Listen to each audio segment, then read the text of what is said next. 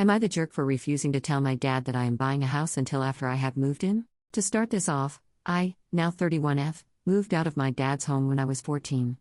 He had anger issues, and me moving out and refusing to come back was his rock bottom. He got the help he needed. I was lucky, and a family member took me in, and I slowly let him back into my life. Back 12 years or so, I was fresh out of high school but had an awesome paying job and an inheritance from my grandparents. I decided I wanted to buy a house near the local college so that I could get a degree and land an even better job. The house I found was 4 beds, 3 baths, and listed for under $100,000. It had just been updated.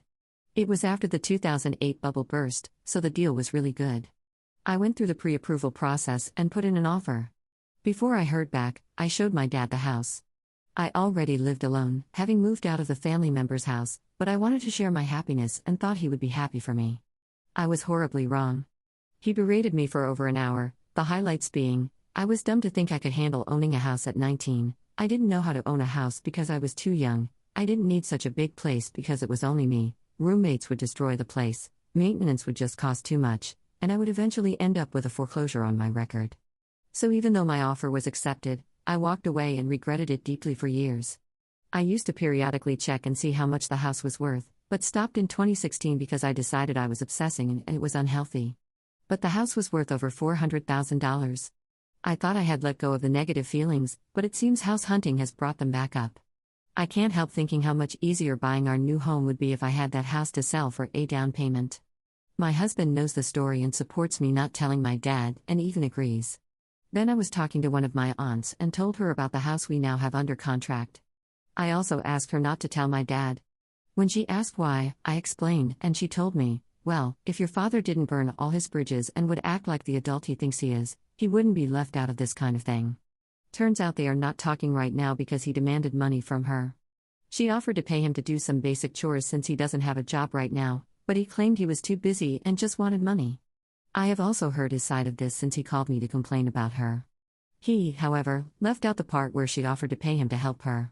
While I agree he's acting like an entitled jerk, I'm wondering if my aunt is agreeing with me because she's mad at him for the way he treated her. She definitely has every right to be mad, especially considering he sent some really nasty texts. But I also know the fallout from him not finding out about the house until after we have moved in will be unpleasant, to say the least. So I am now questioning if I might be acting like the jerk. /relevant comments. Commenter. Yeah, sounds like your dad will be a jerk whether you tell him or not. Your discussion with your aunt really should make this clear to you. If you tell him beforehand, you run the risk of him attempting to ruin it as well. If you and your husband have done your due diligence, then ignore him and move in first. Also, why are you telling family members? The more people who know your dad know this secret, the more likely it is to work its way to him. And yes, your aunt might not tell him directly, but this is the type of info that someone who you had not told to keep it secret might assume your dad already knew. So your aunt tells Mystery Person A this info. Mystery Person A asks your dad about it because of that. Your dad finds out. Ops response.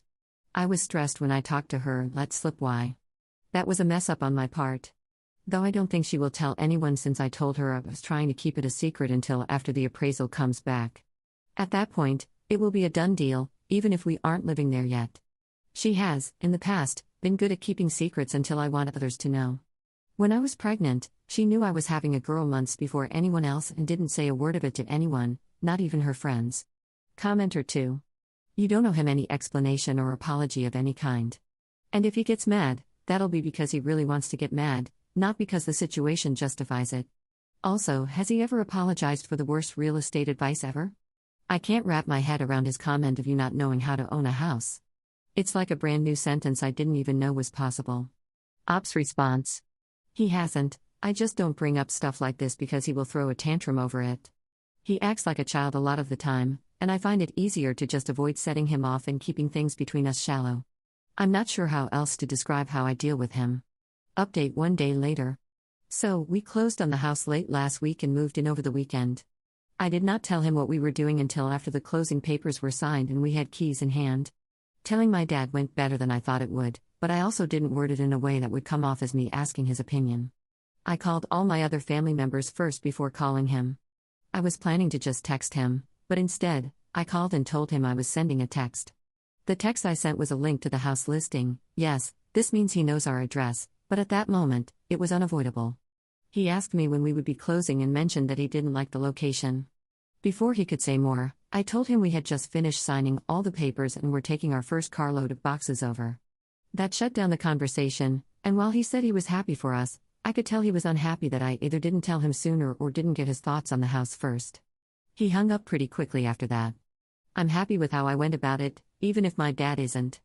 I know he was going to pick my home apart if I let him, especially since he had already said he didn't like the area. He's been mostly silent on the house news but will text or call about anything else. My husband thinks the way he's been shut down is hilarious. He did the same with his mom, who thinks her grown children should always ask her permission to do anything in life as well. Everyone in our home is happy, and those who aren't don't get a say in it anyway because they don't live there. We have also made strategic use of all the rooms, so we don't have a guest room of any kind. I also now have a yarn closet instead of yarn boxes shoved in a corner. Top/relevant comments. Commenter. I bought my first house at 1920. I was financially able to do it, and it was a huge investment in my future. I couldn't imagine my parents trying to talk me out of it. They knew it would only help me, especially with the price I bought it at and the interest rate I was able to obtain. It's been 6 years, I have $50,000 equity now just from rising house markets. I'm sorry your jerk dad talked you out of a wonderful investment. I don't think you're the jerk at all for not telling him. Ops response. After posting this, I've come to realize just how terrible a person my dad is. I'm working on steps to go very low contact with him and figure if I play it right, I can eventually cut him out without losing the rest of my family. Commenter 2. The cherry on top of this great update is that you've made it so you don't have a guest room. As a fellow yarnie, I salute you being able to spread out your lovely yarns. Ops response. The lack of a guest room is a precaution against both our families wanting to visit and stay with us. I plan on telling them the same thing I told them all when we lived in an apartment. We have an air mattress you can use on the living room floor, but the cat and dog will try to cuddle. Second update 9 months later.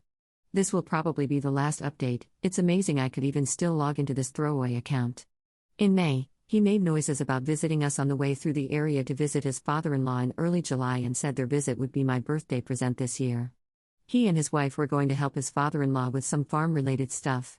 I told him we had a camping trip sometime in July, I just didn't know when yet. He was annoyed but said okay.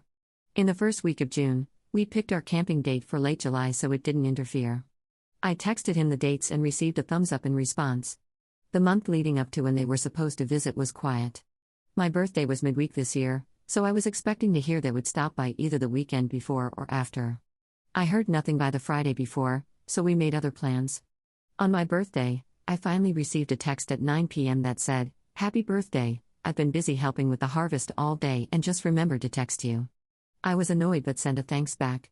I made excuses like, he probably didn't have time to stop, he'll definitely see us on the way back through. Guys, I was wrong. He passed us by both ways, not even a phone call. I'm not too proud to admit that hurt. I'm so glad I didn't tell my kiddo about his visit. I was worried he would flake, I don't know why, but something told me he wouldn't show, and I knew it would break kiddo's heart if he did that. I cut all contact in August. I called him out on everything he ever did, every instance of abuse, and told him I was done until he went to therapy and could apologize to me, actually be an adult. He lost it. He called me every name he could think of and said he did it because I never told him we would be in town.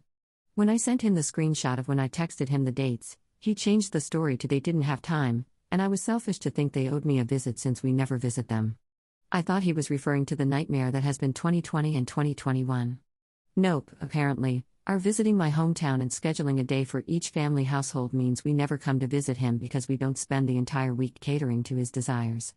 He hated us visiting my aunt and uncle one day, him the next, my other aunt the next, my half-sister and her dad, my mom, a day for friends, and him again on the last day before we head out. But we never came to see just him and no one else, so it didn't count. Since then, he sent me one letter. I didn't open it, I just sent it back. He has tried to send kiddo packages without a return address so I can't send them back. Those items have been donated. I did have to explain to kiddo in an age-appropriate way, "Thank you, therapist, for helping figure out how to do that, why we can't see grandpa right now." Kiddo was sad but told me, "It's okay because when you hurt someone, you need to say sorry and show the person you hurt you won't do it again." I wanted to cry. I'm so proud of my child for understanding this concept. All things considered, I am a happier person than I was when I had him in my life. I hadn't realized just how much of my energy I spent on him. I don't have to plan trips home around what he wants. I don't have to cover for him with kiddo. I don't have to question if something is going to hurt his feelings or make him look bad or any other number of things. A weight has been lifted. Thanks for reading my ramblings. I hope everyone is enjoying the holiday season. Top/relevant comments. Commenter. Why were you still talking to this guy after the last 2 posts? He sounds absolutely vile. Kiddo understands something the sperm donor doesn't. Something most kids start figuring out when they're 3. Ops response. Emotional abuse is a hell of a drug. It took 5 months of weekly therapy for me to unravel that knot. I've learned in that time just how badly messed up my childhood was, and it turns out it is not normal to not have linear memories until high school. I have dissociated nearly half my life into oblivion because of him.